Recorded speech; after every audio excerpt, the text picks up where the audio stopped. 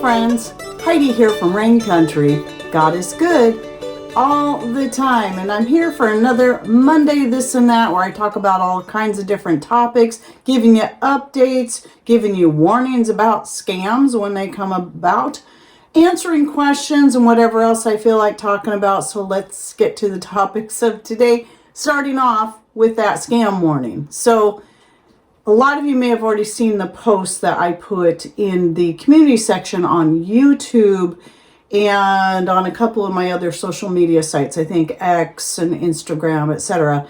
And also my Facebook page. I've started trying to use that again.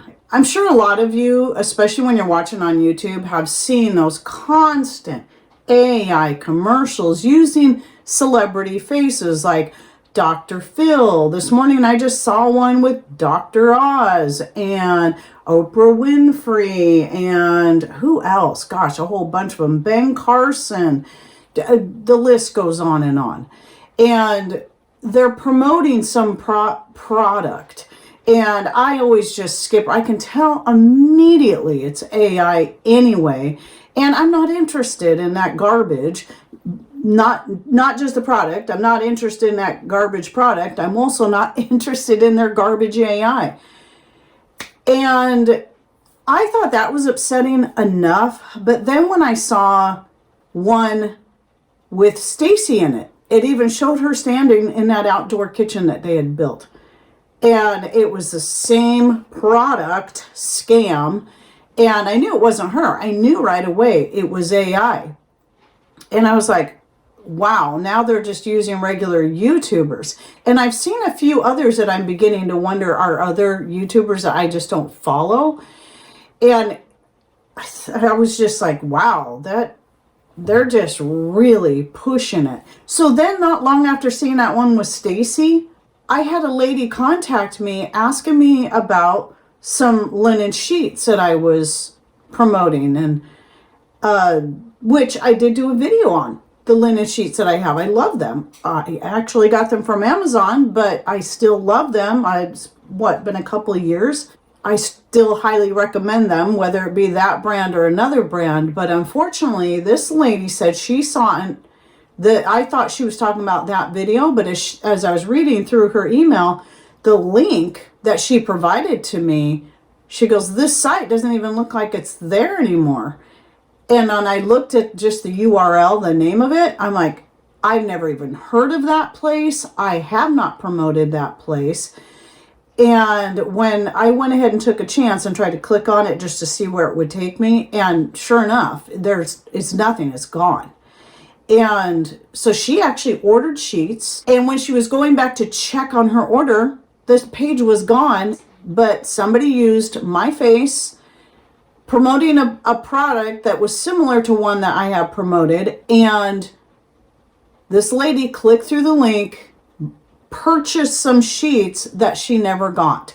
And hopefully she'll get her money back from the credit card company. But this is just a warning again. It doesn't matter if it's my face, if it's Stacy's, if it's any other YouTuber you follow. If you see it as a commercial, don't buy from them. I do promote products, but I never do sponsorships. I never do separate commercials outside of my YouTube channel. I don't like shoot a commercial that you're going to see at the beginning of any video.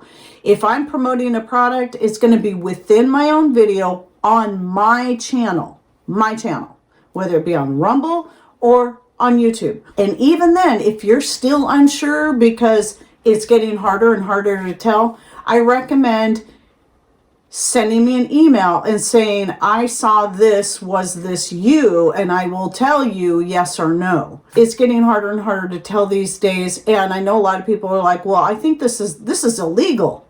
Yeah, it seems like it should be illegal, right?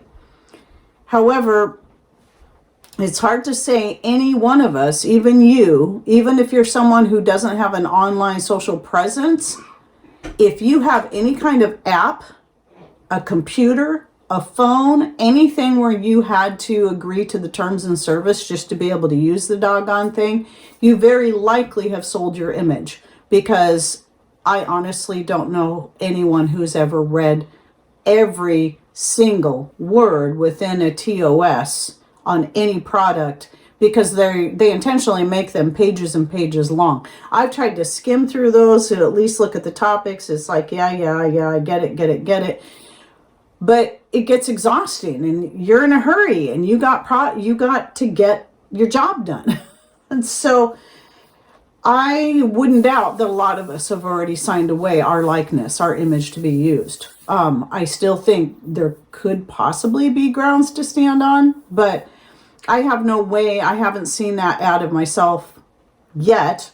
I would assume that particular ad would be gone because the site is gone, but it doesn't mean my likeness can't be used to try to promote any other product. So I really do hope and pray this lady gets her money back. That just makes me so angry. I get angry anytime anyone's scammed in any form, but especially when it's my likeness and my supposed promotion that's being used to scam someone. That makes me even more angry.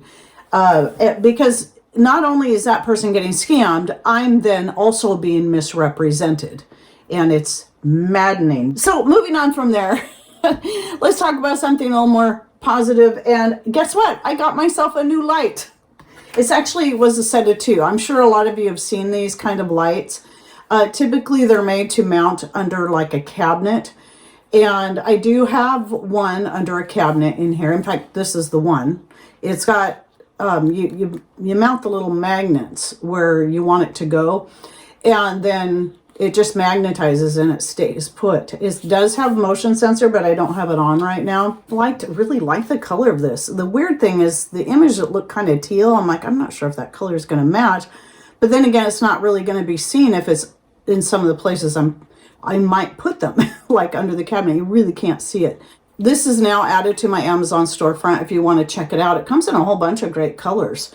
And like most of them you see are either white or black. And I really hate the black wouldn't be so bad, but the white ones I really hate because they stand out. But one of the great things about this is that it is rechargeable. It's got that, just like with my little Olight flashlight, same type of charger, which is like, I think the mini USB 2 or something like that. But some of the other great things about it is that it has brightness settings and color settings. So you can see there, I tend to like the warm like this. I like this color best, but the daylight is probably going to be the best option.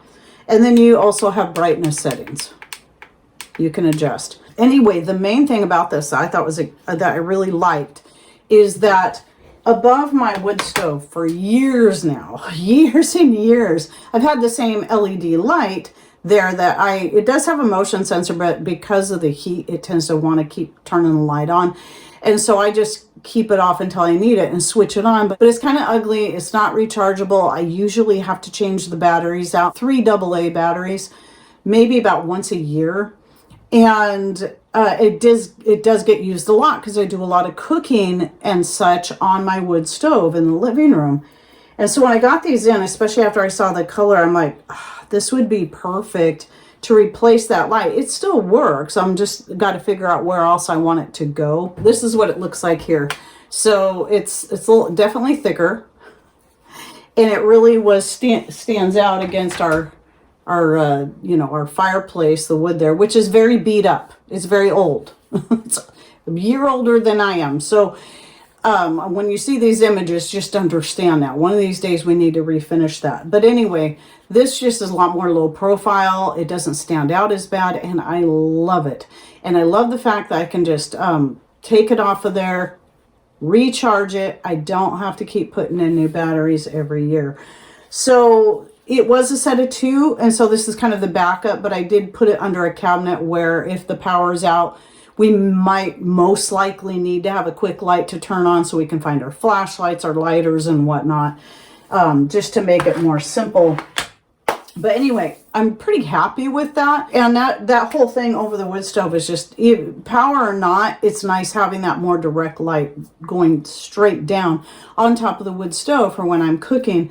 And that could be something someone could consider for any other key places in the house. Whether you have power or not, these can be really handy inside of cabinets and so on. I actually have an LED light in this corner cabinet here because it goes all the way back, and so Sometimes I got to click that little light on to be able to see back there. And so with that said, I want to cover this solar garden light thing again. I think that one thing, I know people keep trying to convince me to do it. If you don't live in a more northern area like we do, we're in the northwest part of Washington state. So that already puts us farther up, meaning that our days are going to be even shorter in the winter than someone down in Oregon or California. Our days are going to be even shorter. So with that said, even if we had a lot of nice days in the winter, we still have shorter days, and we're not getting the same kind of direct sun like some other people are going to get. So what this means is, even though our solar garden lights that we have work great through the spring and early fall, when it comes winter, just that fact alone, our short days, means it doesn't matter how many days that, even on a sunny day, that those solar lights get light, they still aren't going to last but maybe 30 to 60 minutes. And changing them out it's not going to do any good. It's the same no matter what, because I always just leave all the solar lights out there. I've had all kinds of different types of solar lights. So it is, yes, a great option for power outages if you have solar garden lights to bring them in. But we get most of our power outages in the winter time. And if that wasn't enough, we have almost constant cloud cover in the winter. We do get some sun, but it rains the most within the winter months. That means even less sun charging up the solar lights. And it's really not worth it for me to go out and buy some really, really expensive ones, because we're already set up.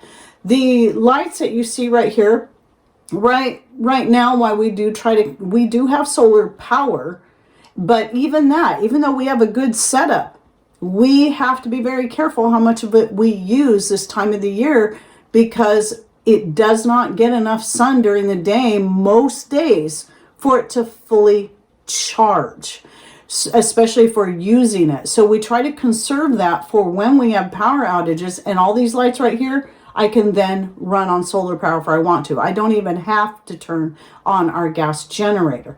On top of that, like I said before, we have lots of great lights that run off battery power, that run off the clean heat, which you'll also now find in the Amazon store link for those who are asking. It's what we use in our fuel lanterns. So that's both like the little oil lamps and like the hurricane style lanterns that we have. I have those linked in the Amazon as well. The Furhand, they're made in Germany. They are definitely more expensive than some other ones you can buy, but I love mine. But that's what we use. And so I have many sources of lighting that are going to be far less frustrating and last me far longer, and then having to run outside and bring in my garden lights that are only going to last for maybe 30 minutes to 60 minutes tops after dark. And that's not enough time. So anyway, I just want to clarify that, but I also am not poo-pooing the idea for those who that will work for. But just understand, we're set up. We got all kinds of great lights. Every so often, I add more of different types as they make them better and make them rechargeable. Just like this whole idea of this low profile, this looks so much nicer above my wood stove than the ugly white one right here. The kind of cumbersome. It was great. I loved it. This will be something I'll probably stick in a dark cabinet somewhere because it still works great. But also, if you want to see my video, or my most updated video on light and what we use, I'll link to that video down below. Again, always updating it. So a lot of the same stuff I still have been using for many years, like our oil lamps, and just adding to it and having various different forms, I think is wise. You don't always want to have like something that's flammable, open flame, especially if you got little kids and pets. Those are the kind of things like we keep up where they're hanging from plant hooks, so nobody can just knock them down or grab a hold of them. And a lot of my candles, I typically, when I am using them, if the grandbabies are here, I'm going to put them up somewhere where they can't reach them, or I use them when they're not here. I like having the natural light. LED is great, but we know LED is a lot harder on our eyes. So I also like having the natural light too, such as the candles and the oil lanterns. So anyway, let me move on from there. Talking about herbs, I just grabbed whatever was handy, but this is a question I get frequently.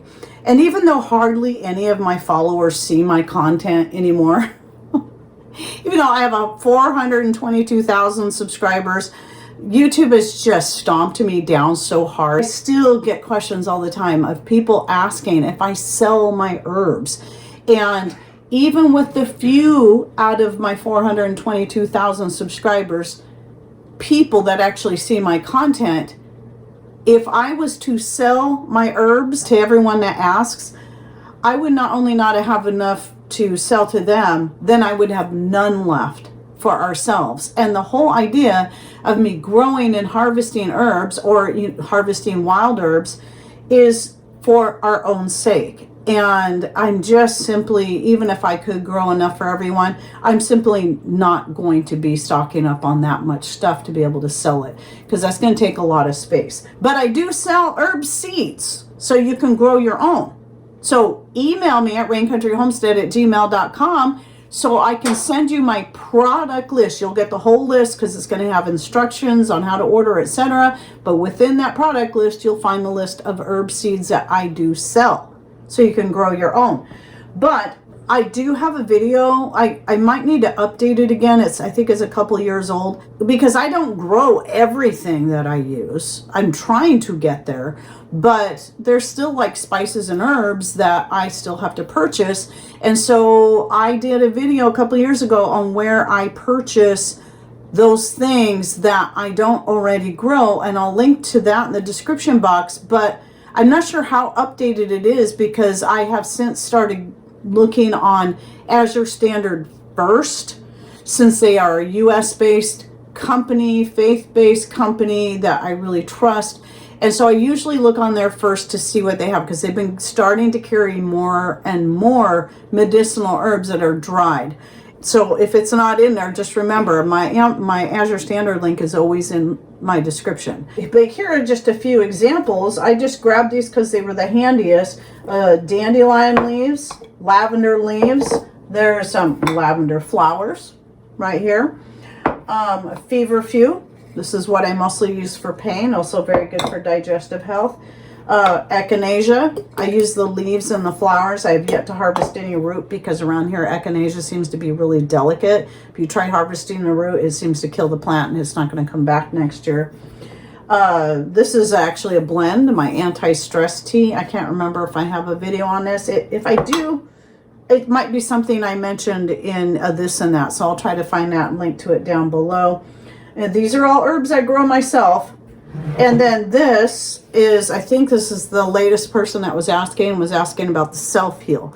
Now, I've only last year just started collecting self-heal and seeing where it's growing best. So I'm not getting, even though it's coming up in a lot of different places around our little piece of property, I only got 1 quart jar of the dried herb. So I'm hoping next year to get a lot more, but I certainly don't have enough to sell. This is actually, out of that 1 quart, I got 2 quarts of extract going, and it's just the self-heal. And I believe I made this with my own homemade wine is what I'm using as a solvent. And technically it should be ready because this was started in early October, but I like to I'm going to leave it for probably a couple more months. I want them to be as strong as possible. So what I did though was, since I had 1 whole quart jar of the dried herb, is I filled the jar, each jar halfway full, because that's about how full I do it when I'm making an extract out of any of the dried herbs. I fill it about halfway full of the herb and then pour my solvent over the top. Okay, the next thing is the vanilla oil update. So a little bit of sad news here is that I allowed this to get too hot, keeping it next to the wood stove. Like, I had it right up next to the brick because I wanted it to stay warm. Well, unfortunately, it ended up getting too hot for an extended period of time, and it changed the flavor. However, the aroma is still really good, so it's not a complete waste, but the flavor is not great. So I probably will never use this to flavor my chocolate, but I did start a new one that I'm going to keep. Warm area in my living room, the same place I do all my other oil infusions, where it just stays warm but doesn't get hot. And when I started it yesterday, it was absolutely clear. Here's a little clip right here so you can see what it looks like. And it's already taken on some nice color. Not quite as dark as this one, but taken on some nice color just after a day. But anyway, this one still smells good. I love the smell of it. So I'm probably going to make a skin cream out of this, a nice vanilla scented skin cream. I can also add some other essential oils to it if I want, but it does have a great smell. And by the way, I am really well stocked on vanilla beans, but I do now get my vanilla beans from Vanilla Bean Kings, but I am well stocked. I have a lot. I found another jar. I remember thinking, I thought I had another whole quart jar of vanilla beans, and I do, because over the years I just stock a little bit at a time, and I vacuum seal them into jars, and it keeps them great. But anyway, the other thing I wanted to bring up, so the first thing is, don't let your vanilla oil get too hot. It can ruin the flavor. Now somebody did bring up this concern, which this did cross my mind but didn't think to mention it in last week's video, is that because vanilla beans aren't fully dry when you go to extract them, I've always told people you got to be careful. Whenever I'm making an infused oil, I always use dried herbs, always. When you're making an extract, it doesn't matter if they're dried or fresh, but with oils, I always use dried because there's that really, really rare possibility you could end up with botulism. However, this is one of those things I'm not concerned about. Why is that? Well, because I'm using it as a flavoring. It's something that's already going to get hot anyway. And also because I don't give in to every little fear, every little botulism fear, the famous boogeyman of anything that has to do with food preservation. Botulism. It's just constantly people are scared of it. And even though it's a real thing, it is so incredibly rare. I've shared this before. I've done a little research into botulism, and you know that you're more likely to get struck by lightning or actually die from a flying champagne cork than you are to get botulism and die from that. So I seriously looked into those and then compared what are the chances. So just keep that in mind. But also, again, because it's something I'm going to add to something I'm cooking, I'm going to be heating it pretty good. Heat kills that. So it's just extended, prolonged heat could possibly damage the flavor. So I'll keep you updated on that if you want to wait. But if you're interested in looking into a good place to buy vanilla beans for a great price, Vanilla Bean Kings, they're organic. My link is always in the description box these days, so you can find that in there. And I was saying that I'm well stocked on vanilla beans, so I'm not too worried about some maybe going to waste, but it's not going to waste because I'm definitely going to be just handling this. A little of the oils come out. Oh, so good. I was even rubbing some into my face. So by the way, I did use the fractionated coconut oil so it stay in liquid form, but also coconut oil has a higher heat point, so it's not going to go rancid. So this oil isn't rancid, it just changed the flavor of the vanilla. That's where the issue is. Anyway, I got to close out this video. I hope you enjoyed it. Any thoughts, ideas you'd like to share, please put them in comments down below. And don't forget to click on more or show more somewhere down here below the video screen to open the description box. Find any of the links I'll be putting in there. And thanks for watching. Take care and God bless.